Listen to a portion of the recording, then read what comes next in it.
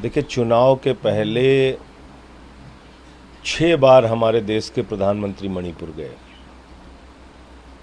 चुनाव के और इस हिंसा के बाद एक बार भी नहीं गए। और सबसे हैरानी की बात यह है कि 78 दिन के बाद 36 सेकंड के लिए देश के प्रधानमंत्री बोलते हैं, उसमें भी राजनीति करते हैं, राजस्थान छत्तीसगढ़ का जिक्र लेके आते हैं। कैसे कोई देश का प्रधानमंत्री अपने आप को चौकीदार कहने वाला, अपने आप को प्रधान सेवक कहने वाला इतना संवेदनहीन हो सकता है? महिलाओं के साथ दरिंदगी हो रही है, हैवानियत हो रही है, बच्चों का कत्लेआम हो रहा है, लोग मारे जा रहे हैं, रिलीफ कैंप्स में रह रहे हैं, मोदी जी पटाखा जला रहे हैं, मोदी जी बूथ मजबूत कर रहे हैं, मोदी जी दुनिया की सैर कर रहे हैं। उनको मणिपुर पे बोलने की फुर्सत नहीं है। जो व्यक्ति हर विषय पे 1.5 घंटा भाषण दे सकता है, वो सदन में आके जवाब देने को तैयार नहीं है। तो मुझे लगता है कि आज फिर वो मन की बकवास कर रहे हैं मोदी जी। तो उनके मन की बकवास में क्या क्या निकल के आएगा देखिएगा। बहरहाल मेरा ये कहना है कि मोदी जी को देश की संसद में आकर जो मणिपुर के सवाल हैं, जो टीम इंडिया का सवाल है, उसका जवाब देना चाहिए। और एक ही सवाल है कि मणिपुर शांत कब होगा, और वो निकम्मा मुख्यमंत्री जो कह रहा है ऐसी वहाँ सैकड़ों घटनाएं हो रही हैं दरिंदगी हैवानियत की, वो मुख्यमंत्री बर्खास्त कब होगा, मुख्यमंत्री हटाया कब जाएगा।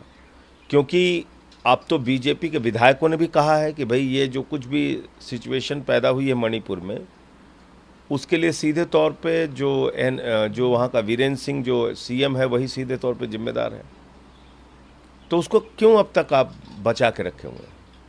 इस पे लगातार सवाल उठ रहे हैं विपक्ष की तरफ से भी। आप लोग सवाल, उद्धव ठाकरे ने उनकी तुलना धृतराष्ट्र से की है, जो सरकार है कि आंख मूंद कर बैठी हुई है, सरकार को दिखाई नहीं दे रहा है। आपने अभी एक ट्वीट किया, कहा है चौकीदार उनका इंतजार संसद परिसर। हाँ बिल्कुल, चौकीदार का इंतजार कर रहे हैं हम लोग, संसद में कब आएंगे और बोलेंगे।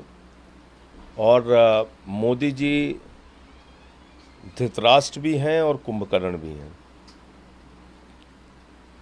कुंभकर्ण को बड़े प्रयास से जगाया जाता था, मोदी जी के आगे सारे प्रयास फेल हो चुके हैं। वो आराम से गहरी नींद में सो रहे हैं और उनको देश का हिस्सा जो बॉर्डर स्टेट है जल रहा है, लेकिन उस बात की चिंता नहीं है। मणिपुर में अब ने आज से शनिवार से जो इलीगल माइग्रेंट्स आए हैं म्यांमार से, उनका बायोमेट्रिक डिटेल लेना शुरू किया। क्या चेक करें? अब तक क्या कर रहे थे आप?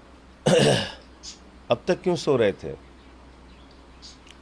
सवाल ये है कि भाई आपका केंद्रीय मंत्री कह रहा है कि आतंकी म्यांमार से घुस के आ गए हैं, वो वहाँ पे मणिपुर में हिंसा कर रहे हैं। तो ये तो विदेशी आतंकी आपके देश में घुस के हिंसा कर रहे हैं, आपका मंत्री कह रहा है। इसका मतलब देश सुरक्षित नहीं है आपके हाथों में, और आप बोलने के लिए भी तैयार नहीं है, उस पर जवाब देने के लिए भी तैयार नहीं है। ये सवाल है। एक दूसरा मुद्दा, जो टीएमसी के नेता Abhishek Banerjee, teacher recruitment scam में चार्जशीट में उनका नाम है, पहली बार है किसी एजेंसी के चार्जशीट में उनका नाम आया। देखिए, ऐसा है कि सारे तथ्यों की जांच परख होनी चाहिए, लेकिन मैं तो एक ही बात कह रहा हूं कि जिस तरीके से ईडी और सीबीआई का दुरुपयोग मोदी जी की सरकार कर रही है, आप इसके बारे में क्या कह सकते हैं? मेरा नाम डाल दिया था ईडी की चार्जशीट में, मैंने उल्टा ईडी वालों को नोटिस भेजा, तो बाद में कहने लगे कि साहब गलती हो गई, लिखना था राहुल सिंह, लिख दिया संजय सिंह। तो ये सबसे बड़ी बात है कि आज जिस तरह से एजेंसीज का दुरुपयोग हो रहा है, जिन लोगों पे ईडी की जांच चलती रहती है वो बीजेपी में शामिल हो जाते हैं, तो कोई कार्रवाई नहीं होती। जो विपक्ष में है उनको पकड़ पकड़ के अंदर डालना है, सरकारों को गिराना है, यही काम है।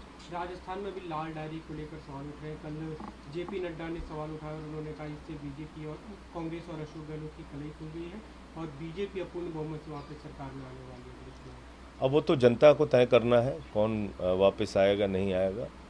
और मुझे लगता है कि जहाँ तक इस सरकार का सवाल है जो केंद्र में चल रही है और बीजेपी की जो राज्य सरकारें चल रही हैं, उसमें तो बहुत सारे लोगों का नाम लाल डायरी में है। किसका किसका जवाब देगी बीजेपी?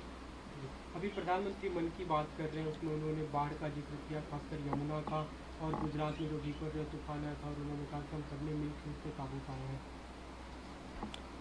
देखिए, सबसे ज़्यादा हल्ला पीटते हैं गुजरात मॉडल का। क्या हालत हुई आपने देखा होगा। मैं कहता हूँ राष्ट्रीय आपदा पर एक नीति बनाइए, और जब भी ऐसी कोई आपदा किसी भी राज्य के अंदर आए, उसमें राजनीति करने के बजाय वहाँ कैसे राहत पहुँचाई जा सकती है, इसके ऊपर काम